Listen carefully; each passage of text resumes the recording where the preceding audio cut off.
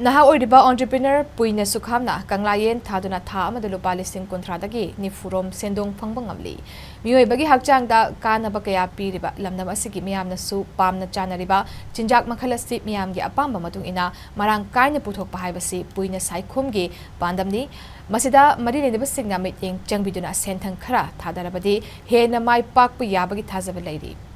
Ira masida SKTV News ki akanaba baudam ama.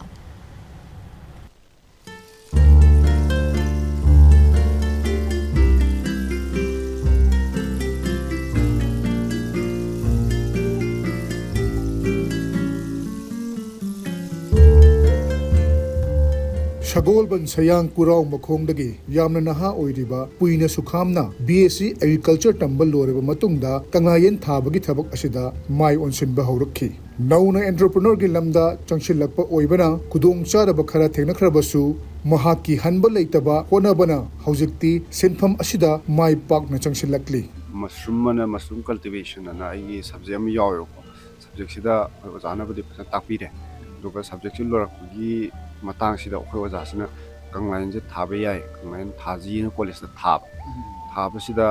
aije ko oja college thabinare phasana haire har kan ojana hoi phare yumda thajaru ro na aije yumda halaka samain tro hodokibane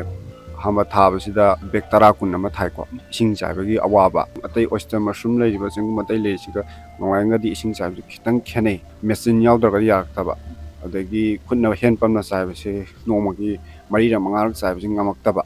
amain torko kha thengnei adagi ahanbadadi Kanglayen se tharaga kaida yonduno na khalame sigi bag se sem no hona bada kogi pasteurizer otokle gum taka taini machine mem taka tarani incubation to bogi keno se experience na hatare koi ko ino college to do sida manani have lete ka khras man torpa adagi hujubudi machine je le ko machine le tinga dadi singsa si khra wai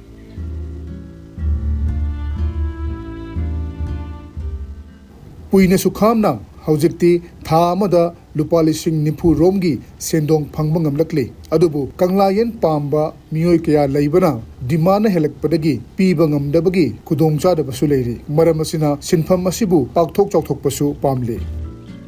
Malking ke foundation ama yor leiba ko the training ke ka yahalaga moina grant oina 25000 pire dagi machine ke ka leidana aina 300 bags oina phana thai 300 bags house da 35000 ambe season yoina je yam tenma matane 1.5 months sidana 35000 je tan bangon sai 300 bags na adu dagi fazana successful ore khangam na igi machine ke ka sai grant dagi leherob dinane athangda 500 bags thaba 500 bags na 40000 profit oina ko 40000 1.5 months sida phangba mais toroga hujikte aina thar siu si ka sida 500 bags ne punna budi total 1600 bags puri thab hama to sum aina sandoki bu man to sandoga lenga ki mari lenaba singda senthang khara pibinaba kyara khannadi haijakre adubu haujik faubagi oinadi mating amata phangba leitri haina Puina Sukhamna phongdorakhi sakagi mating hargadina lonje thai ahambada lonje thai adu hoigi micham nina kamaina successful oidrimina lonje phangdabugumba adagi startup su thagi ko startup to interview gi keno ko lakide to kem kaite aduga hujikse lonje mauki ke foundation su chen budi senbiri adu phangbagi di leitri ko hujikse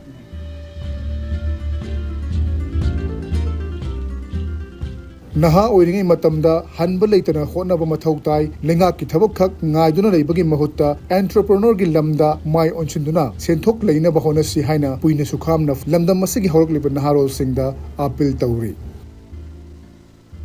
isana panabagi keno do pangan du leita ga soida man pakani si tawya ba thabak ni Kanglayen thaba hai si Manipur sida di magi magonyam chenba makhangi keno hai tha mushroom ni hai tar mayamna su pamna ba demand jam leiba uthoga june demand sine hemani na pibangam do sha government job thabak tangna thabak na te ko sumaina sentholambi ama phajana chakhapangam na bo khona tari ka dabagi government job ni udino ai ujik tawinai si imana myam punjalaga tawini ko youth ama wari matam sida aigi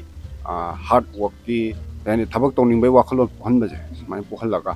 dai sigum baje to haningi government job phangdraga su sigi sina mai pakna tawi matam da koi mi soidano ni de thabak ta chilau thidana masana masabu thabak pijaduna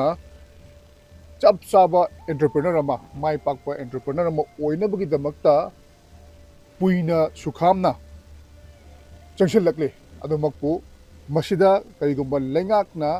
ꯃꯇꯦꯡ ꯈꯔ ꯄꯤꯕꯤꯔꯕꯗꯤ ꯁꯦꯟꯊꯪ ꯈꯔ ꯄꯤꯕꯤꯔꯕꯗꯤ ꯃꯍꯥꯛꯅ ꯄꯥꯝꯖꯔꯤꯕ ꯃꯥꯏ ꯄꯥꯛꯄ entrepreneur ꯑꯃ ꯍꯥꯏꯕꯁꯤ ꯆꯞ ꯆꯥꯅ ꯑꯣꯏꯕ ꯉꯝꯒꯅꯤ ꯍꯥꯏꯕꯁꯤꯅꯤ ꯃꯥꯏ ꯄꯥꯛꯂꯕ ꯃꯇꯨꯡꯗ ꯑꯦꯄ꯭ꯔꯤꯁꯤꯌꯦꯠ ꯇꯧꯕꯒꯤ ꯃꯍꯨꯠꯇ ꯃꯥꯏ ꯄꯥꯛꯇ꯭ꯔꯤꯉꯩꯗ ꯑꯦꯟꯀꯔꯦꯖꯃꯦꯟ ꯇꯧꯕ ꯑꯁꯤ ꯃꯊꯧ ꯇꯥꯏ ꯍꯥꯏꯕ ꯋꯥꯐꯝ ꯑꯁꯤ ꯒꯃꯦꯟꯅ ꯂꯩꯉꯥꯛꯅ ꯈꯪꯕꯤꯔꯀꯥꯟꯗ ꯑꯁꯤꯒꯨꯝꯕ ꯍꯧꯔꯛꯂꯤꯕ ꯑꯦꯟꯇꯔꯄ꯭ꯔꯦꯅꯔ ꯑꯁꯤꯗ ꯃꯇꯦꯡ ꯄꯥꯡꯕꯒꯤ ꯇꯉꯥꯏꯐꯗꯕ ꯂꯩꯔꯦ SKTV ꯅ꯭ꯌꯨꯁꯀꯤꯗꯃꯛ ꯈꯦꯇ꯭ꯔꯤꯃꯌꯨꯝ ꯄ꯭ꯔꯦꯝꯆꯥꯟ ꯏꯝꯐꯥꯜ